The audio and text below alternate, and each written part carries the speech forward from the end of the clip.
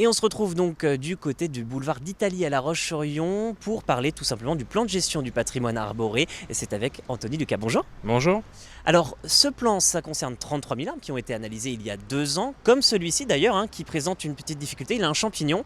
Mais ce plan, à quoi sert-il? Pourquoi il a été mis en place? Alors, ce plan a été mis en place afin de connaître l'état sanitaire du patrimoine arboré de la ville de La Roche-sur-Yon. Ce plan aussi permet de savoir les fragilités sur certains individus, d'où la première année, il y avait eu une centaine d'arbres qui ont été abattus.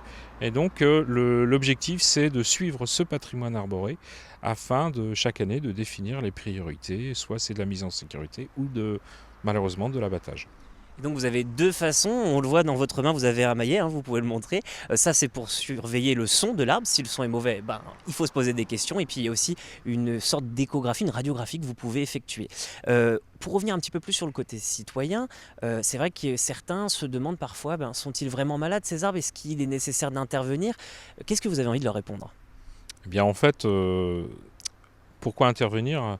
Tout simplement, c'est qu'on a 2 collègues qui vont gérer au sein du service nature en ville, qui vont en fait vérifier une partie de ces végétaux qui sont déjà détectés un petit peu faibles.